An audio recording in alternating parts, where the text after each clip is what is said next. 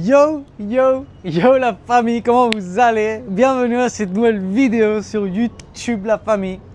Et la famille, aujourd'hui, je veux vous parler de quelque chose qui vous retient, qui vous fait bloquer cette relation avec le Seigneur, d'accord? Qui vous fait mettre, imagine juste une rivière, ok? On va commencer par ça et pour que vous compreniez, pour que vous ayez le fil de la vidéo et après la famille, on tire, ok? Mais imaginez une rivière. Ok, on voit là, il y a l'eau, il y a la mer. Ça, c'est la mer, c'est pas la mer, c'est l'océan ici à Miami. Mais imaginez une rivière. Bro, si toi tu mets une barrière dans cette rivière, l'eau, elle va moins couler. Ok, l'eau, elle va passer moins bien. Bah, c'est exactement pareil avec ta relation avec le Seigneur. On a des choses qui nous bloquent notre relation avec le Seigneur, ok?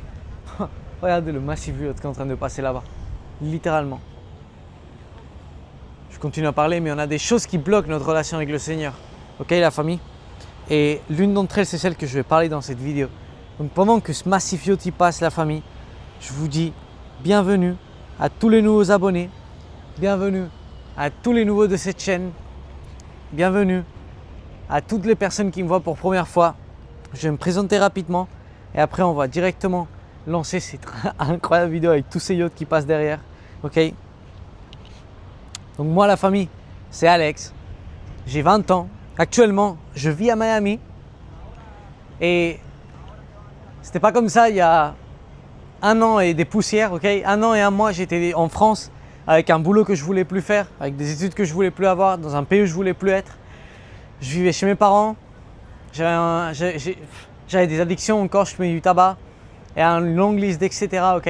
Et à jour d'aujourd'hui, je me retrouve à Miami en train de vivre un film aligné avec la mission que Dieu a pour ma vie, surtout avec une relation massivement approfondie avec le Seigneur, avec une relation incroyable avec Jésus, un physique monstre, plus aucune addiction. Ça fait plus de 2 ans que je ne me masturbe pas, plus d'1 an que je ne touche pas une seule clope, ok? Avec la famille, juste, bro, en train de littéralement, l'entreprise de mes rêves, en train d'accomplir tous les désirs de mon cœur en fait. Ça a été grâce à m'aligner avec le Seigneur et sa volonté pour ma vie. Et grâce à une des étapes, avoir fait ce que moi, je vais t'expliquer dans cette vidéo, ok? Je vais te mettre une représentation. Est-ce que tu penses, ok? Est-ce que tu penses, on commence avec la vidéo, que, imagine tu es dans une voiture, en train de conduire, pépère, imagine la voiture de tes rêves. Imagine la voiture de tes rêves, machine. Tu es en train de conduire la voiture de tes rêves, boum, ok? Moi c'est une Huracan. Moi, on va rêver haut. Une Aventador SVJ, ok? Moi, c'est une Aventador SVJ. Je suis avec mon Aventador SVJ, qu'un jour je l'aurai, je n'ai absolument aucun doute. Un jour j'aurai mon Aventador SVJ et je serai dedans, boum, postiche. Et je suis constamment en train de regarder, en train de conduire, hein, mais constamment en train de regarder dans le rétro central, qui regarde derrière. Est-ce que tu penses que tu peux profiter de la conduite en constamment regardant derrière? Non. La seule chose que tu vas faire, c'est qu'à bout d'un moment, tu vas te prendre un poteau et c'est tout ce que tu vas faire. Bah, en fait, c'est exactement ce que les gens ils font avec leur vie. Ils sont dans le présent, en train de vivre le cadeau que Dieu leur a donné et ils sont constamment en train de regarder en arrière. Ils sont constamment en train de regarder ce qu'ils leur ont fait, les rancœurs qu'ils ont, les choses qu'ils n'ont pas pardonnées, etc. Et même si tu ne le fais pas consciemment, tout ce que tu n'as pas pardonné, c'est resté dans ton subconscient. Toutes les rancœurs que tu as, c'est resté dans ton subconscient. Toutes les choses que littéralement tu n'as pas avalées dans ta vie, c'est resté dans ton subconscient. Et ça, c'est en train de t'empêcher, ta relation avec le Seigneur, c'est en train de t'empêcher d'avancer dans la vie. Tu sais pourquoi? Parce que toi, comme personne, vu que tu n'as pas pardonné ça, tu te sens encore identifié avec cette situation-là. Et à chaque fois, inconsciemment, à travers de tes pensées inconscientes, tu reproduis constamment la même situation dans ta vie. Constamment le même sentiment dans ta vie. Pourquoi? Parce que tu attires ce que tu es. Si toi, tu n'as pas pardonné une situation mauvaise dans ta vie et que tu as ça dans le fond de toi, que tu as cette épine-là énorme dans le fond de ton cœur, ce qui se passe, c'est que toi, tu vas constamment chercher à avoir ces mêmes sentiments. Peut-être que ça ne va pas être avec la même personne ou la même situation, mais ça va être des situations similaires qui vont te faire ressentir la même chose parce que tu te sens identifié avec ça. Ok? Peu importe si c'est bien ou si c'est négatif pour toi. Toi, tu te sens identifié avec ça. Et c'est une barrière que tu mets entre toi et ta relation avec Dieu. C'est une barrière que toi, machine. Donc, peu importe si ton père il t'a frappé, s'il a frappé ta mère devant toi, d'accord? Peu importe s'il y a quelqu'un qui t'a fait des choses, massivement méchantes quand tu étais petit, ok? Des trucs sexuels et tout ça. Peu importe si c'est ton ex qui t'a trompé, peu importe si c'est ton mari qui a fait des dingueries, peu importe. Il faut que tu pardonnes. Il faut que tu comprennes que tu pardonnes pas pour l'autre personne, que tu pardonnes pour toi-même en fait. Toi, tu pardonnes pour toi-même, pas pour l'autre personne en face de toi, ok? Parce que le pardon, machine, le pardon, littéralement, si l'autre personne, elle veut te pardonner, ok? Si toi tu demandes, ok, attends, je me suis mélangé, 2 secondes, on reprend. Le pardon, c'est pour toi-même, bro. C'est pas pour l'autre personne. Et demander pardon, c'est exactement la même chose. C'est te demander pardon à toi-même, ok? Et par exemple, les personnes qui ont besoin de que quelqu'un leur demande pardon ou qui ont besoin d'avoir été pardonné par quelqu'un. Bro, le pardon, c'est un cadeau, littéralement, de l'autre personne, d'accord? Si l'autre personne, elle vient, elle te dit « je te pardonne pour ce que tu as fait », ça, c'est un cadeau. Mais que toi, tu demandes pardon, c'est une libération. Et ça a quelque chose, c'est complètement différent, littéralement, ok? Donc, pareil que quand cette personne, elle te pardonne, c'est un cadeau pour toi, c'est un cadeau pour elle-même. C'est un cadeau pour elle-même. Et c'est même plus un cadeau pour elle-même que pour toi. Moi, j'avais un blocus dans ma relation avec le Seigneur. J'avais un blocus et je ne comprenais pas c'était quoi. Et je ne comprenais pas c'était quoi. Et je ne ressentais pas le Seigneur et je le sentais loin et machin. Et je savais, c'est toujours moi qui m'éloigne du Seigneur. Je le sais parfaitement. C'est toujours moi qui m'éloigne du Père. Du coup, je me disais, c'est quoi qui littéralement me fait avoir ce manque de connexion avec le Seigneur? J'ai commencé à faire de l'introspection. Je me suis rendu compte que une personne, elle a tendance à identifier son père terrestre avec son père des cieux. Et moi, j'avais jamais pardonné mon père terrestre de toutes les dingueries qu'on avait vécues à la maison, ok? Ni ma mère, ni personne d'ailleurs. Mais j'avais pas pardonné toutes les dingueries qu'on avait vécues à la maison, ok? Que mon père il soit violent avec ma mère devant nous, l'alcoolisme, toutes les merdes qui sont passées à la maison, ok? De finir en garde à vue avec 6 ans.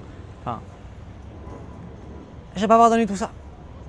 Et ça faisait que ma relation avec le Seigneur, elle soit absolument inhibée. Elle soit absolument, comme je te dis au début de la vidéo, il y avait une barrière entre moi et le Seigneur.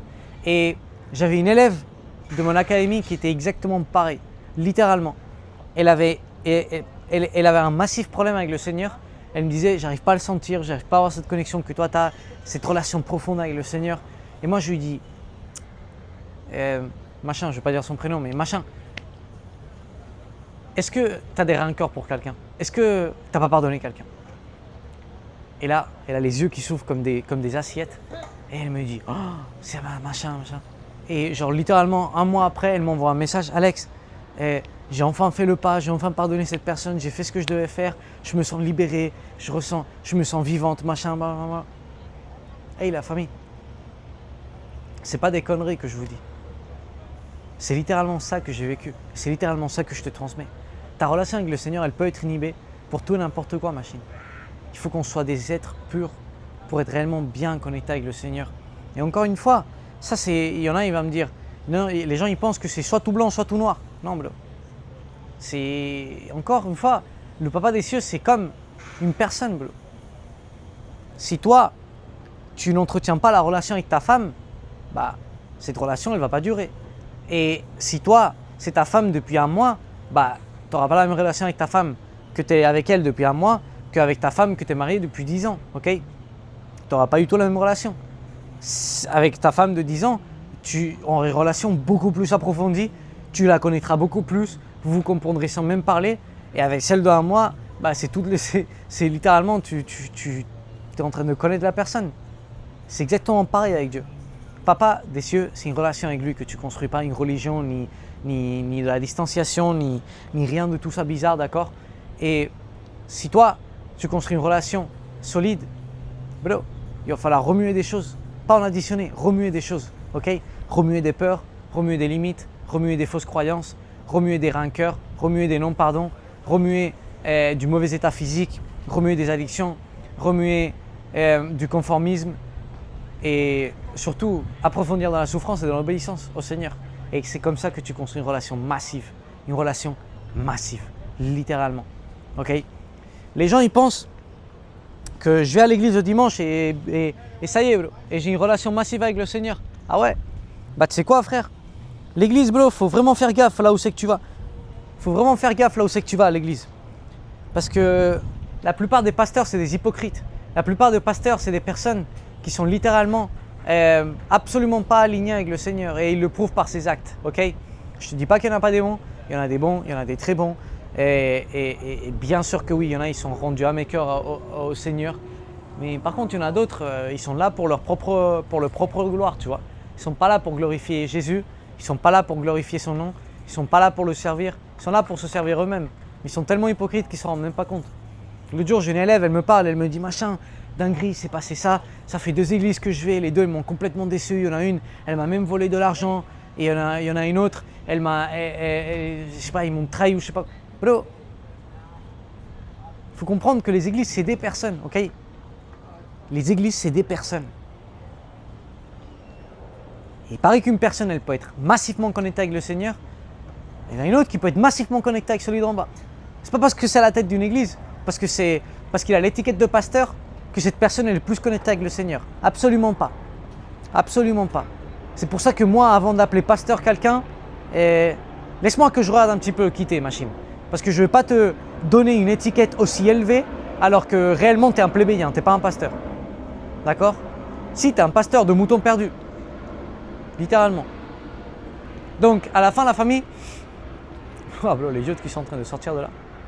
À la fin, la famille, votre relation avec le Seigneur, c'est vous-même qui la construisez, ok? C'est toi et Dieu, point barre.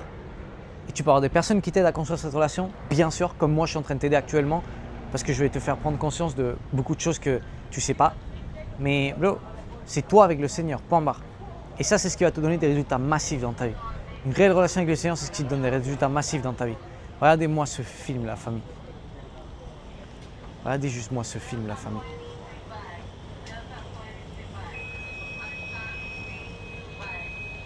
Un yacht massif par là, boum. Et il y a le mastodonte ici, littéralement. Et là, il y a le mastodonte, la famille. Pfff. Quelle folie. Ok, la famille. Bah, pour finir cette vidéo, je vais la finir là. La famille.